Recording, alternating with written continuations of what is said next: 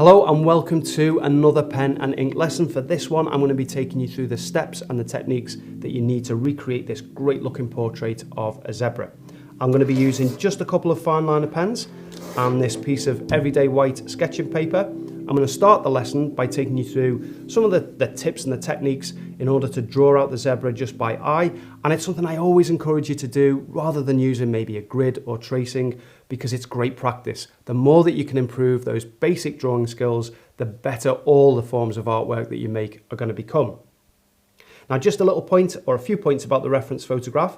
Firstly, I'm going to change the composition or the crop.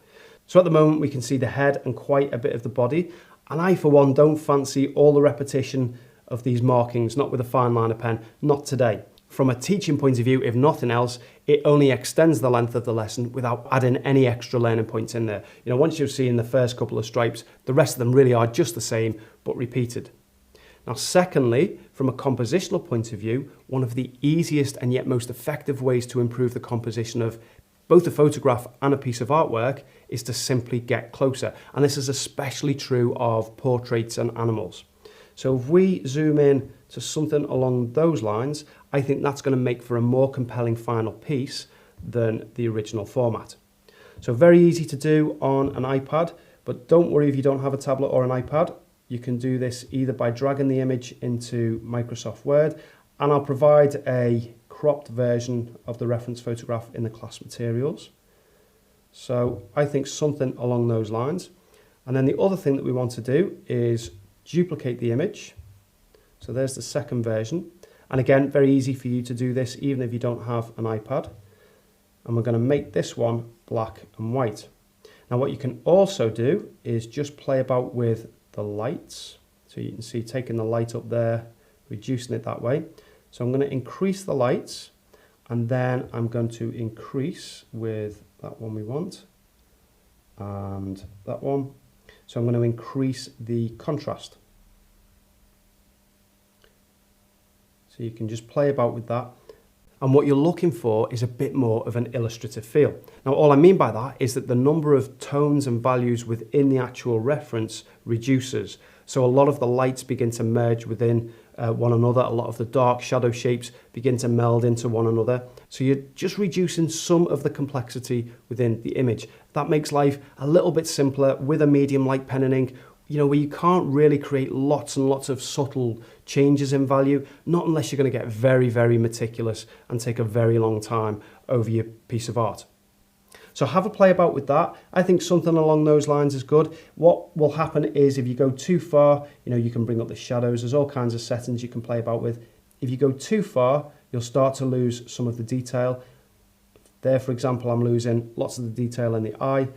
So just take it to a point where you can still see the details that you want, but you've increased the darks, made them stronger, and you've increased the lights, made them brighter.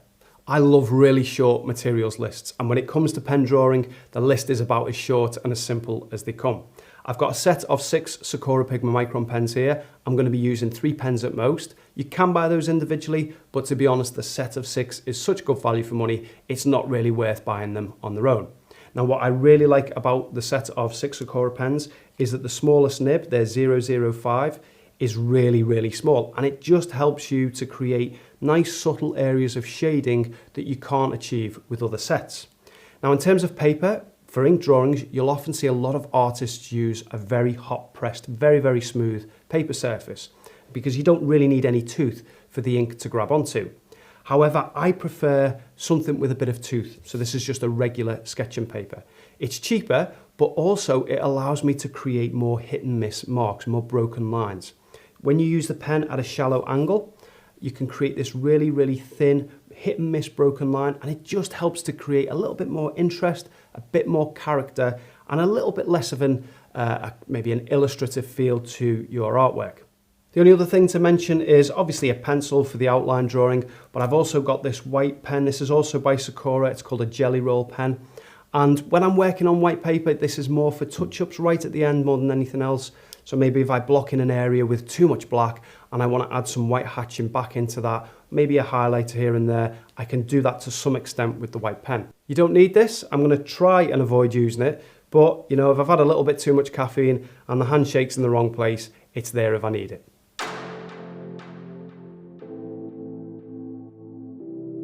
Alrighty then, so let's look at the drawing out process. So you can see I've already put in a very rough, very loose shape there, and I've deliberately placed this a bit too high. So the top of the ears, which are around about here, are chopped off as you're looking at this. And this is just a great example of how you can spend a lot of time intricately drawing your shape out, but if you haven't plotted it out first and taken literally just a minute to do that, you end up reaching the top of your paper so it doesn't fit on, and you've got to erase the whole thing or squash it up, and you know, it ends up looking a little bit of a mess. The way to avoid that, we erase this, is to just put in some very simple, very big shapes to begin with, just to plot that out. So I'm going to say the bottom of the head we were going to have somewhere around about here, and the top of the head somewhere about here. We'll go a little bit bigger than the reference photograph if possible, but I just want to make sure that it fits onto the equivalent of my piece of paper, which is the screen as you're looking at home. So I've got a couple of points there, and then the bottom of the composition, the bottom of the neck, as we do it, we're going to put somewhere around about here. Now for the actual width, I can just look at that roughly as a box. So if I say that the front of the nose, I don't want to get too close to that, but the front of the nose is there, then the back of the head is going to be maybe, or back of the neck I should say, is going to be somewhere around about there. So just a very simple plotting out to begin with. Now the next thing I want to do is just look at the angle of the head. So I don't need to get this exact, and I'm just going to look at a point that's maybe somewhere through the eye. So I'm going to take that angle and just holding the pencil towards the end. So I'm moving the whole of my arm, the whole of the arm, not the wrist. It just makes it easy to make this nice broad stroke. You can give that a quick check. It doesn't have to be exact, but just something that is roughly the angle of the horse's head there. And then I can look at this angle and this angle at the bottom. So that's a steeper angle because obviously this is a tapered shape. And just look at the angle of this here. It's not far off a horizontal line. So maybe something around about that shape there. And then let's take a look at the angle of the neck here. So you'll see if I take a line through, it comes just in front of the ear. So it gives us a bit of a reference point of where that ear would be. So let's do it somewhere around about there. So take that line through. So the ear is going to be somewhere about here, a little bit lower down so we can fit it on somewhere there. Second ear somewhere here, just very, very simple ovals. So I'm looking at the height of the top across these two ears. Can you see how the height there, there's a bit of an angle to them.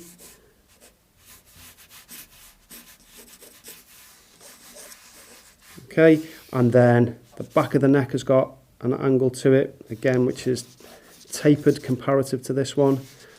And then we've got this mane, which comes through somewhere like that. So it's very rough and ready, but it's getting me at this really early stage to think about the big proportions and the big shapes. They're much more important than the details. So for our ears to fit on, we can then look at how the top of the head is actually down here.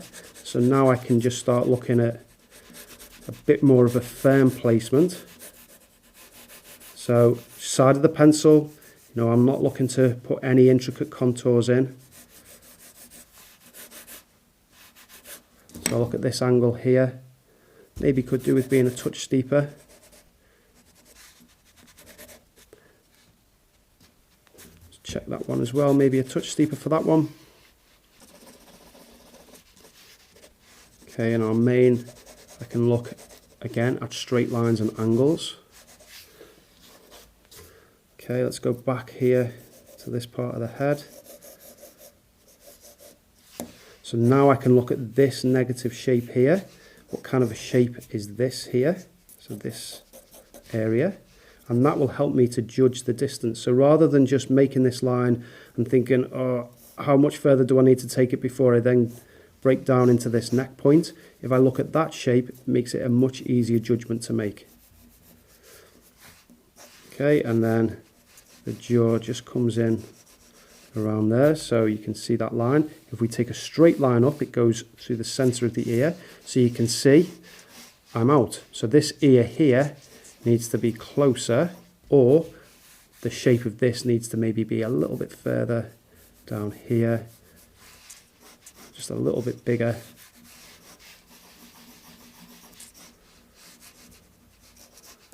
That looks a bit better, so that as a shape looks a little bit better than what I had it. Now I can just start to refine some of the angles here. So I'm starting to look at smaller lines now and smaller angles. Still using the side of the pencil. It's quicker and it's also easier to erase. So that one almost straight. Okay, so this little angle here that represents the eye that we can't see. Whereabout is that in relation to the ear and in relation to this length? So if you look at that length there, it's maybe half of this. So the length distance from there to there, it's probably a little bit less than half. So I'd say that's about right. If that distance there is half, it's a bit more than that one. Okay, so the eye now, let's get the location of this eye in. So very roughly, I'm just going to put an oval in just to try and locate that. And then you can do something called triangulation, where we can take it 1 point to here, 2 points across, and 3 points. So that triangulation will give me a really good idea of where the position of this is. So the angle from here to here, how does that compare? The angle from this eye to the one that we can't see. Maybe needs to be a little bit steeper. And then that creates this third angle between those 2 points, which looks right, looks about right. So I know that the eye has to be somewhere in that position, or not just somewhere, but pretty accurately in that position. And get the mane in. And then the back of the head, let's see how that sits with the ear. Going to be somewhere about there. Okay, and out of all of that mess, we've created something that hopefully should be quite accurate. That ear could do with being a little bit taller. Okay, and then if you want to, you can just put a little bit of extra detail in the eye. Just the big angles, nothing other than that. More just to get the size of it relative to the whole head. Maybe the position of the nostril as well. And then we'll just put in a line for the mouth.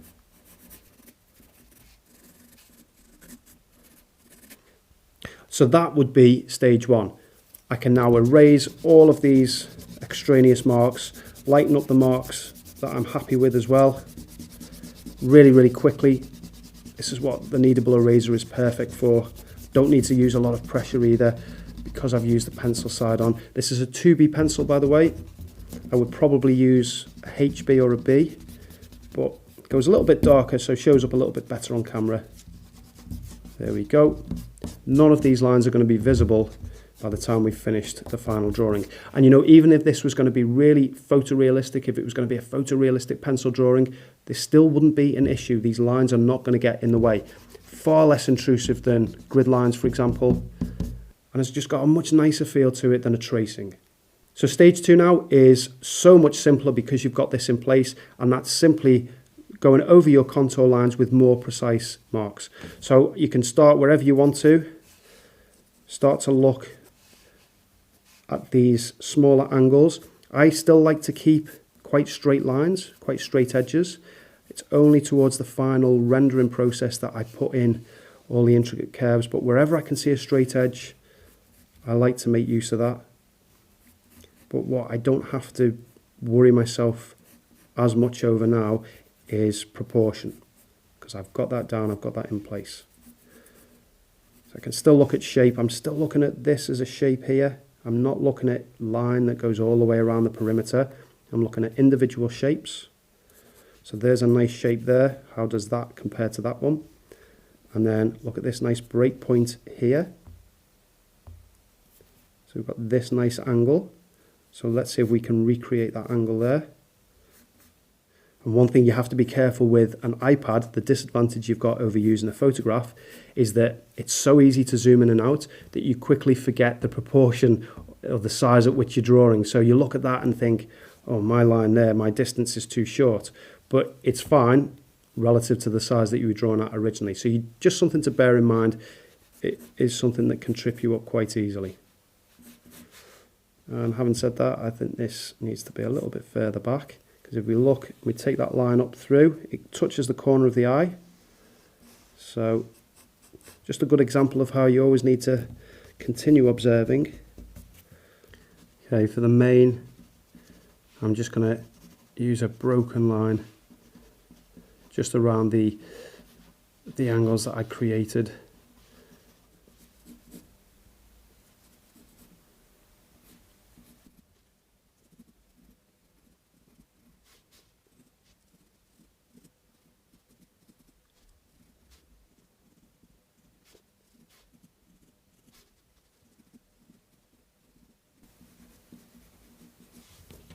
In terms of the stripes and the markings, I think it's worth drawing these in.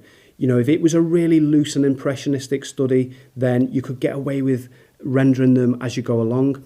But I think to get some of these really distinctive characteristic markings and to make them really authentic, it's definitely worth certainly putting some of the major ones in, but taking the time to get the patterns fairly accurate. You don't have to get the precise number in by any means, but if we can get some of these major ones in, some of the big ones here, particularly the way that the nose area, the dark area runs into some of these stripes and how they're smaller across the bridge of the nose there than they are on the side of the face.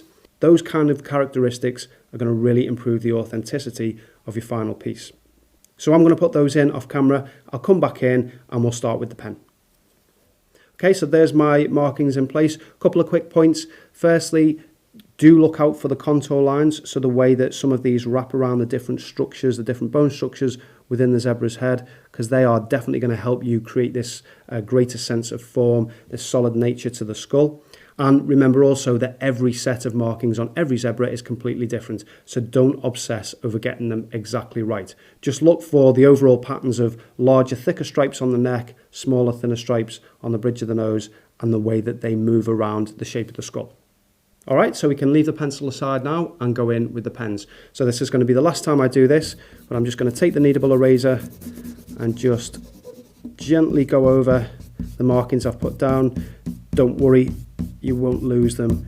You'll still know where to draw with your pen, but it just helps to keep things a little bit cleaner for the final image.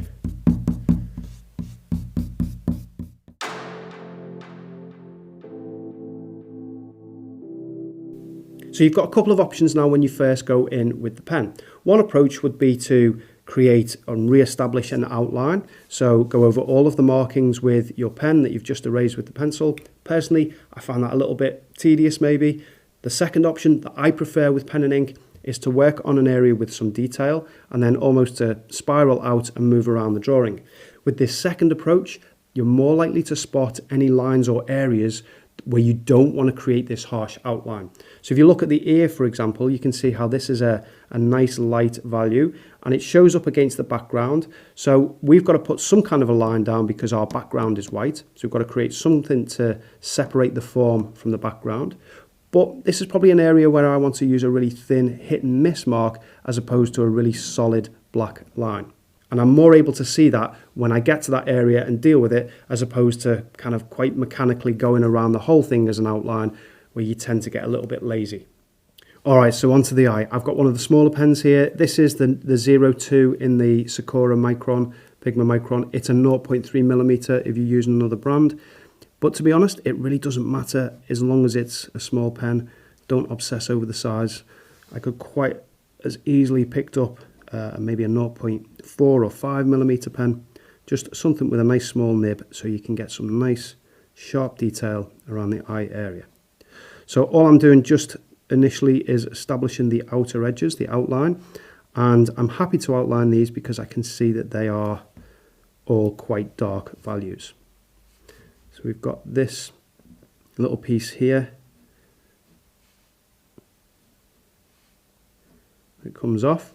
And then once I've got the outer edge in place, I'm just going to look at some of the lines that determine the inner eye. So I'm just again looking at these, even at this stage, as straight lines. And then we've got this nice shadow that comes across. So it's not this sphere inside the eye. There are all kinds of edges and angles within this that change the shape of the center part of the eye.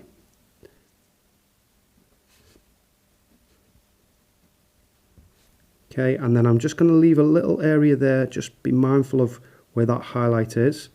And then I'm going to draw this center part of the eye, so what would be the equivalent to our pupil. There we go. And then I can quickly fill this area in. This is going to be pretty much a solid black. So I'm going to fill this in relatively quickly.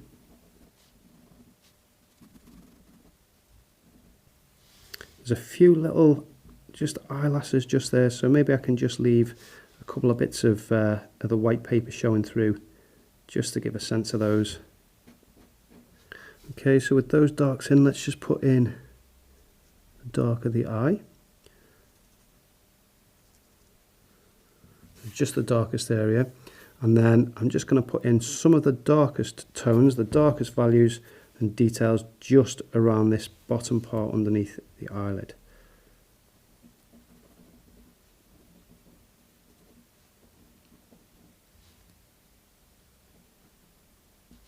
So just the very darkest areas. I don't want to do too much with this pen, because even though it's a relatively small nib, for the lighter, more subtle tones, I'm going to go in with that really, really small 005, and 0.2 millimeter it is with the Sakura range. Okay, and we can go to the smallest pen now. So this is the 005. It's a 0.2 millimeter in the Sakura range. And this is going to allow me just to put in a little bit of hatching work to bring up the values of what are still relatively dark marks, but not as dark as these other ones we've put in.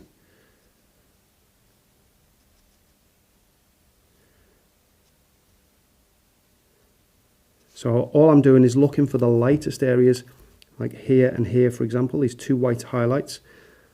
I'm trying to reserve those as the white of the paper, and then everything around them, just going in with some soft hatching marks, just using them sparingly, just build them up gradually, and that way you don't accidentally go over those areas that you want to retain quite light.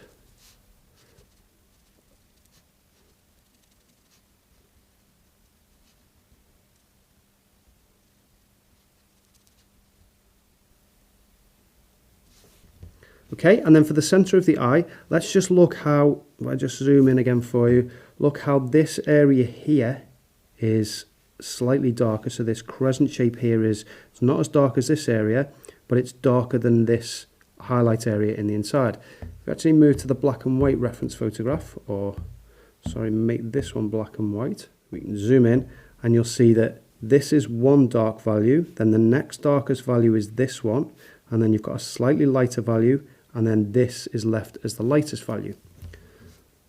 So just with some hatching marks, I'm just going to take it in a spiral shape. I just think it helps to create that sense of curvature in the eye. And then this area just here, so hatching marks that are further apart, just so that you create a little bit of separation from the lightest highlight.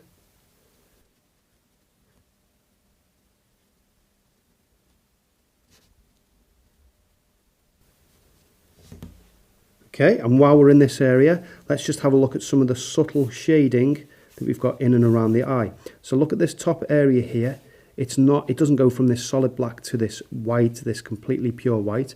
You've got a little bit of a rounding off where the form goes into the eye, and that's represented by some shading, some darker tone just falling into that. So just very, very easily taking it away from the eye. Just these slight hatching marks, and it just helps to create this sense of a transition from one form, one structure to another. And then just around the base here, we've got some hatching marks, some shading represented with some hatching marks. And then the same around here.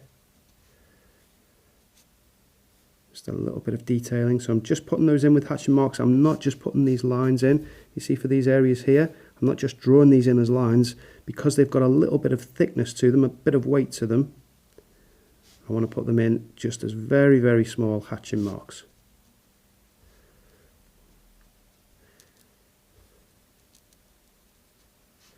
What you'll find with any ink drawing really is that you can get to a sense of completion or a completed state quite quickly if you're happy with a more illustrated feel.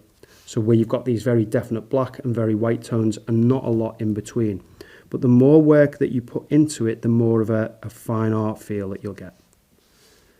And we're going for something a bit more fine arty today, if that's a word. So just a little bit of cross hatching there, just around the very transition between the darkest dark and that bit of hatching we put in. So just working outwards away from the eye, I'm just looking at some of these markings. And what this does with them being really dark or really jet black is it helps to then create one end of the value scale, so one extreme end of the value scale. And then the lighter tones, so these more subtle tones in between, are a little bit easier to judge. Now when I put these markings in, what I'm noticing is there are little bits of white fur just cutting into them. And it's really easy to represent that just by using these hatching marks. You can create this, these areas of hit and miss where it is going to represent and give an impression of bits of white fur cutting into the dark markings. For some of the more solid ones, so look at this one here, it's not worth me using this really small brush. It's going to be much quicker, more efficient to go in with a larger brush with that one. So let's maybe have a look at some of the other smaller ones. So we've got one here. So again, I want to put these in with hatching marks, not just a solid drawn in line. And we can look at maybe one here as well. Look at the way that the bottom of these finish. They help to create this sense of an eyebrow here, the bone structure of the top of the eye there. They all finish at a certain point. So again, let's just put some of these lighter hairs coming across, different lengths, different thicknesses.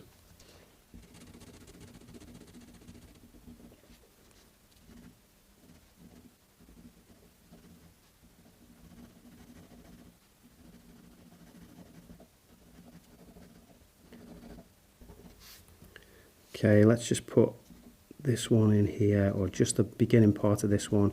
Again, that's going to help to create the shape of this eyelid, or the top of the eyebrow. So having completed the eye and having started doing some of the stripes, some of the markings there, and some of the more subtle values and tones within the white of the zebra, what this is doing is it's getting me familiar with how the ink, the pen and the ink, is working at rendering this particular subject. And what very often happens, and I'm sure a lot of artists will testify to this, is that the drawing starts to tell you, starts to dictate how you should proceed. So whereas earlier I said I would start and spiral out, I'm going to continue that approach with the stripes, but I don't want to put any of the more subtle markings, the more subtle shadings within the white of the zebra. I don't want to do that until I've got all of the markings in. That to me just feels like it's going to be that much easier to get all those darkest darks down and then put the more subtle shading in than a bit of subtle shading, a few darker marks, a bit more subtle shading, a few darker marks. I just think that's going to be a lot more balanced and it's going to make life a lot easier. The nose area is a very separate and distinct texture, set of values, so we can leave that. Same for the mane. The body is going to be very similar to how we create this. So let's put in lots of these dark markings, the majority of them, and then come back and start to add the more subtle shading.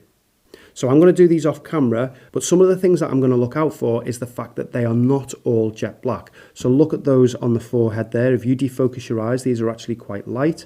And even within some of the more prominent markings, you've got, see these subtle lighter areas? You've got this lighter area here.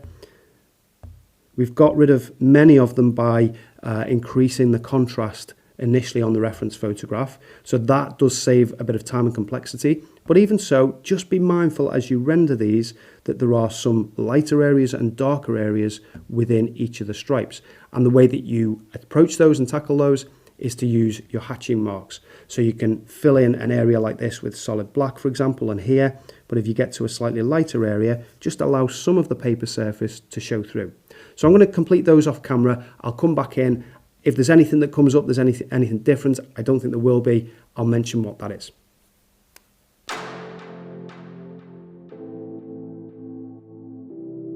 With the bulk of the markings in place, we can now start to look at some of the more subtle tones and shadow areas that describe the underlying structure and those contours of the zebra's head. So this is where I want to use that really small pen, the 005, it's a 0.2 millimeter. This is going to help me to create some more refined marks, some more subtle marks. And it doesn't matter where you start, what I'm going to do is look for maybe a more obvious, a slightly darker shadow tone. And the one that jumps out to me straight away is this one here. So let's just zoom in a little bit so you can see what I'm looking at. And what I'm going to do is see if I can pick up any indication of the fur. So I can just see some markings of fur in this direction and they move around to this direction. So that's as good a reason as any to use hatching marks in the same sort of direction. So I've missed a little black stripe there, so we'll put that in a second. And what I'm going to do as well is try and use the side of the pen because it just helps to create these more hit and miss marks.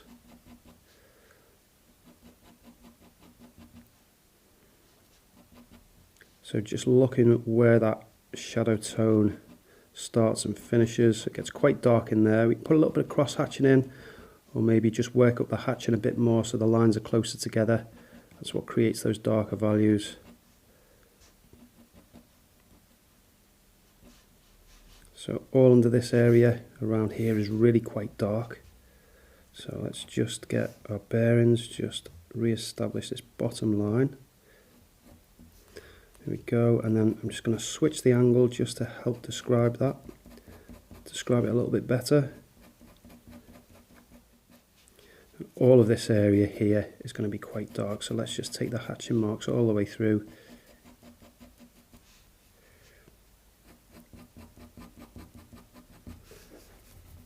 I'm going to do a little bit of cross hatching in this area because it really is quite dark under here.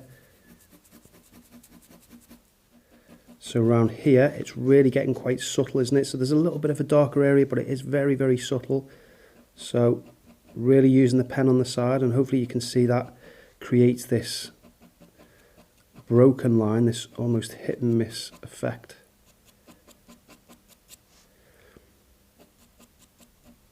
And you know, pressure as well does give you some control. So the more pressure you use or the less pressure you use with your pen, you know, the darker the marks you'll get and the more of a hit and miss or the less of a hit and miss effect you'll get. And then it's just a case of going back over the marks that you've put down already where you want them to be stronger. You just go over with more layers. That's going to naturally reduce the distance between each of the hatching marks. That's what creates your stronger value. But I do like to use the pen on the side when I'm making these more subtle marks because it just gives you that extra control. Let's get a bit more cross hatching in this area because it really does go quite dark there. It gets lost into the dark of the nose. So just a really subtle hint of shade around this area. Around the eye as well, it's not completely white, so again, nice hit and miss marks. And just around here, I'm just seeing how there's these little indication of folds in the skin. I think it's worth trying to depict those. So this area here is all quite dark, so I can just more quickly fill that in. Very, very light pressure here, only just barely touching the paper surface. And then if I want to create a bit more subtlety, so a bit of a darker area here, but that gradually goes into a lighter area, I can just add a few more hatching marks across the top there. So that area around there is the whites are really quite white. Let's just zoom out a little bit. So it's this area around here, around the bottom of the ear. It's got a bit more shading on it.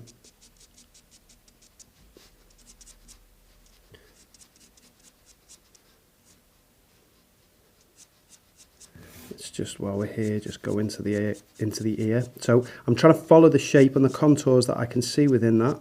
within that back part of the ear there. So rather than doing lines this way, just trying to follow around with the shape of the ear. And any of these folds you can then just put in vertically. So you'll see there's lots of these little fold marks, just at creases of the skin. And I think they're worth putting in. Just give a hint of them here and there. Again, really, really light pressure. I can't emphasize how little pressure I'm using here. I'm just allowing the pen to skim the surface of the paper. Here's an example of an area that goes from dark to light, but it's got quite a subtle transition. So I make marks that are closer together, use a bit more pressure, then I'm lifting off with the pressure, marks that are a bit further apart. So all I'm doing is just continuing this process, going back over any areas where I want to strengthen them. And I want to look for anywhere where there's soft transitions, so I can see, for example, on the ear, how this is a darker area and it gradually gets less dark. And then also I'm going to pick out any little details like these creases here. So putting these lines in, rather than just drawing a solid line, just use a series of hatch marks just to strengthen that area. Looking for any of these creases here, I've started to put a few in. You can maybe just put those in as simple lines, simple vertical lines almost. So just continuing this process, trying to keep the marks by and large in the same direction. So I've not really added any cross hatching yet. That's something I may well do. There's a few areas here and there where I've added it, but that's something I may well do, you know, later on, a later stage, come back and add a little bit of cross hatching here and there if I think it needs it. But I'm just going to add a few more of these tones, and then what we'll do is come back in and address the nose area.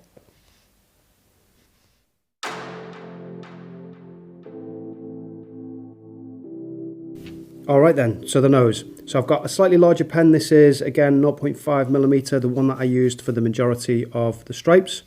And what I'm going to look for initially are the darkest values that I can block in really quickly. And there are some little dots within this area that I can see, so I can try and leave those, but maybe it's one for adding them in with the white pen. Let's see if we can give a representation of them without using that white pen though. So I'm just trying to block this this area in quite quickly, but again just looking to see if there's any different values and some different textures within there. I do want to pay careful attention to the way that this nose area breaks and transitions into the stripes, because that's really quite an indicative characteristic and feature of the zebra. So where I feel that it's maybe transitioning into a lighter value there, I don't want to use this pen. I want to go to that smaller pen to create that more subtle transition. But there's just a few more areas that I think we can block in quite quickly with this pen. But let's just look at this bottom jaw area. So this is really, really dark here. Got a nice strong jet black shadow underneath the mouth there. And then goes into this area. So there's some kind of whiskers that are coming off that. They're going to be lighter against this area but darker here. So I think that's definitely an area, just these little bits here, that we can put in with the white Gelly Roll pen.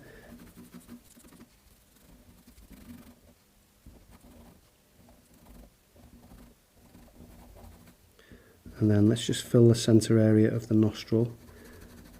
So a little tip for this, for any nostril where you see the dark areas, is just to make the shape a little bit smaller than you think, just because it then gives you room to transition out the mark into the lighter areas around. So we can go to a smaller pen now. This is a 0.3mm. So what I'm going to do now is just add some hatching marks, just again in the direction of the nose. So we can put this straight edge in.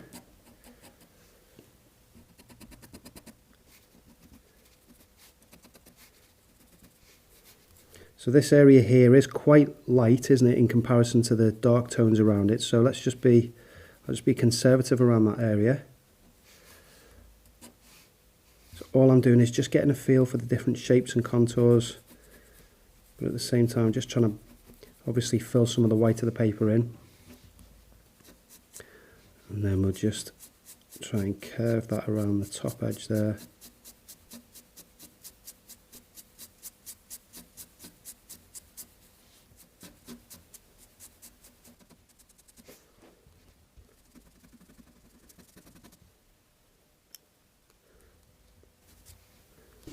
All right, and now we can start to add a little bit of refinement. So let's look at some of the darker shapes. So we look at this darker shape in here.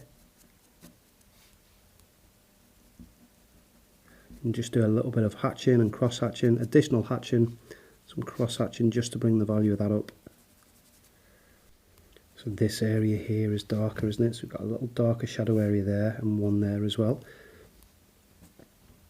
So let's just do some additional hatching marks within that first of all.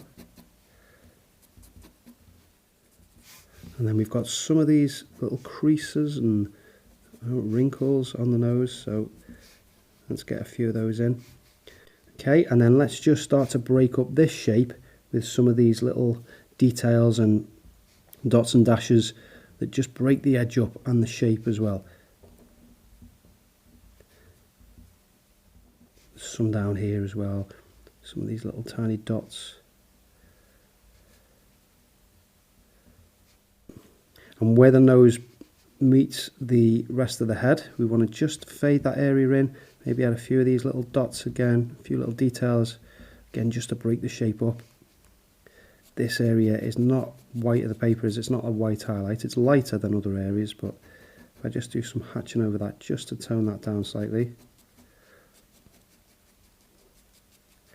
Definitely this area here, so this corner area gets lost into the darks of the markings underneath.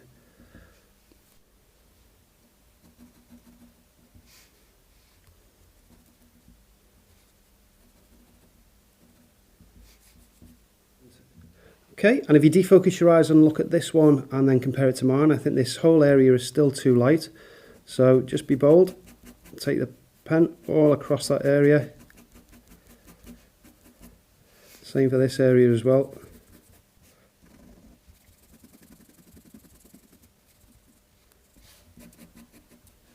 Alright, and let's get the smallest pen that we've got, the smallest one that you've got, whatever that is. Let me just clean that up with the pencil marks there, and I'm just going to drag some of these whiskers out and try and use the side of the pen because they're so faint that I want to try and get this hit and miss effect. So some of them are going to be crossing over each other, not all in the same direction, remember. You've got some shorter ones and some longer ones. Always move from this area here, the mouth, and down, rather than this way and up.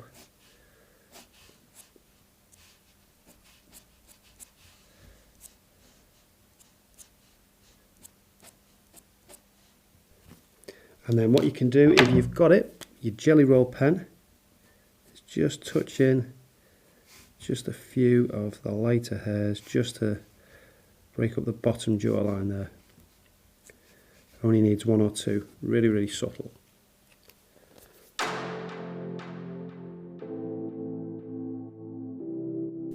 Alright, so not a lot left to do, we've just got the mane and the ears. So I'm going to go with this larger pen. It's the 0.5mm. I could go larger than this if I had a bigger one. I'm trying to stick to those 3 pens. And what we'll do is just take it from this direction. That's going to help you get a more of a pointed line as opposed to this blobby one. So you don't have to start it all the way down from the bottom. It's going to be quite time consuming. So let's just start it from this area here. All I'm doing is just trying to vary the direction of the marks, trying to create little clumps of hair as opposed to just individual hairs. Maybe a clump in that direction, and then I just want to follow the way that the mane actually goes, the angle of the marks. All of this is going to be dark here. We've got the ear, outer edge of the ear, so let's just create some fuzziness just around the outer edge of that. This top part of the ear is a little bit more of a straighter line, and then very, very quickly we can fill this area in. There we go, and then I can just continue this round, but here I've just got to be careful where it starts to move into the lighter hair. So this time maybe bring it down and fade off in the opposite direction, so down from here and lift off. So I'm just trying to see where the darker hairs break into. I've got this dark stripe. I've tried to put an indication of these in just so that just helps me to orientate myself with where all these masses of hairs are. So just take your time with this, just have a look at where the darker areas are and the lighter areas.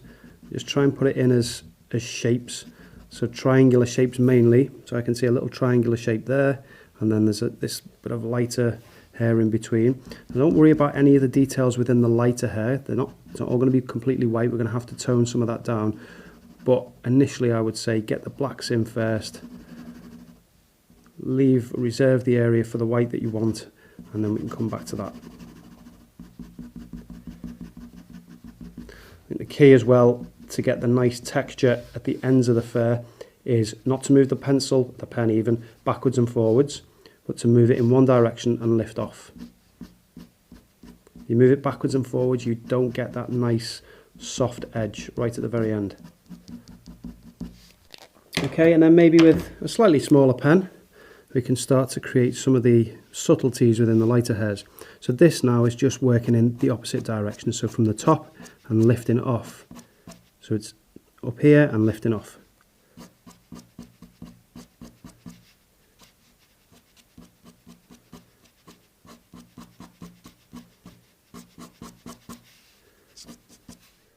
Alright, and then for the fur inside the ear, so just having a look for some of the little patterns rather than just putting any old marks in. So I'm just going to touch in some very short and simple hatching marks just to create this outer edge, this first outer edge there. And then we've got some darker darks, but obviously there's a mixture of lighter hairs within that, so I can use quite quick multi-directional marks just to help represent that.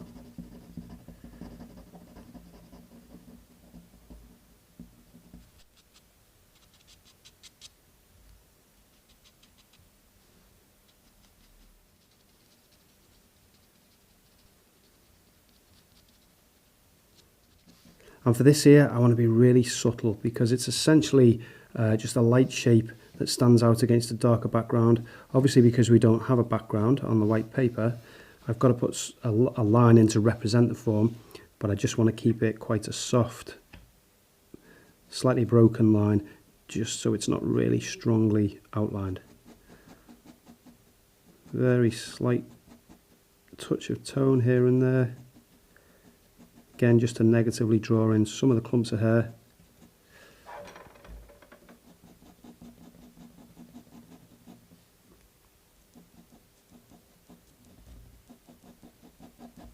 Alright then, for the purposes of this lesson, I think we can call that one complete. A quick recap, we started off with the eye area. It's always a good place to start on any portrait or animal study because after all, it's the main focal point. It's where the viewer's attention is going to go straight to.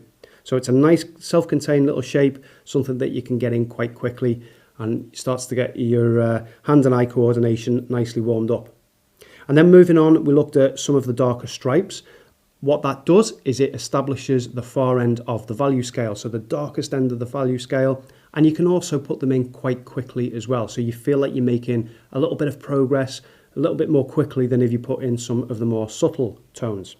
So with the darkest end of the value scale in place and the lightest end being the white of the paper, it's then that much easier to put in these more subtle tones. So that was the thinking behind putting all of the darks, all of the stripe patterns in initially. The nose area was actually quite quicker than I thought maybe it would be. Again, it's a case of putting in the strongest darks first because they're easy to see. They're a quick win for you to get in. The strong dark patterns here, the dark of the nostril, and then it's just a case of building up the tones and the values. So starting off with lines and shapes that are representative of the shape of the nose, so these curved lines that go down the front here, and then just making several other passes in areas that you want the value to be darker. Adding a few little details, so these little dots and sort of little hatching marks, the creases, the detail is really all you need to do to create quite a nice effect in that area. The whiskers there, really subtle, soft marks with the side of the pen, the side of the smallest pen. If you've got that white pen, you can maybe go over them as well, just to knock them back a little bit and to add some of the lighter markings within this shape here. Helps to break that shape up. The main, again, was easier than and quicker than I thought it was going to be. So using one of your larger pens, starting from the head and then lifting off to the outside to get all the darks in. The whites that you've then reserved, you can then refine those, knock them back with one of the smaller pens, but this time reversing the action and going from the top and lifting off down towards the bottom. Similar sort of techniques for the ears, they were really easy as well. And really, that's all there is to it. A black and white photograph definitely helps. And one thing that I did find myself doing quite a lot, maybe more so than in other sketches and drawings, is just really squinting my eyes down, defocusing when I wanted to see these values around the more subtle values in the white of the skin and around the nose area as well. Always a good habit to get into, squinting your eyes just so you can lose some of the detail within the reference, and then you'll be able to see those values more easily. So I hope you enjoyed that. I do hope you have a go at it. If you're a member of Art Tutor, I'll definitely look out for these within the lesson gallery. If you're not a member of Art Tutor and you have a go at this lesson, maybe post it on our Facebook page or even send it in by email. You know, we always love seeing student artwork. So it's goodbye for now, and I'm going to see you in the next pen and ink study. Alright, so I hope you enjoyed that lesson. Please do let me know in the comments below whether you've had a go at this or whether you plan to have a go at this and how you found it. Was it easy? Was it difficult? Anything that you found particularly challenging? It's always great to get your feedback. If you would like to join me on my premium drawing course, you'll find that over at drawawesome.com. It's where we take you through a program of weekly drawing projects, kind of build you from whatever level you're at right now, even if that's a beginner, all the way through. The aim is to get you all the way through to a really accomplished, awesome artist. And we do that through regular weekly drawing projects. So if you're interested in that, head over to www.drawawesome.com and also maybe consider checking out artcooler.com as well. So Artcooler is our free community for leisure and hobby artists, artists of any ability, doesn't matter what standard you're at, even if you're a professional, you're welcome there as well. And it's just a place where you can share your artwork with other people on the same journey as you. You get to see their artwork. It's kind of helps to inspire you, give you some creative ideas. We've got monthly challenges there as well, and lots of free drawing lessons on there as well. There's a nice little app, again completely free, that you can use on your iPhone, your iPad, or your Android phone or tablet, and it just makes it very, very simple to interact with the community and kind of just surround yourself with like-minded people. So when you get a chance, go and have a look into that. That's artcooler.com. Okay, so thanks again for joining me on this lesson. Hit the subscribe button on the channel if you haven't already, and you're going to get notified as soon as I upload a new art lesson. Hopefully it won't be too long. But until then, until next time, take care and enjoy your art.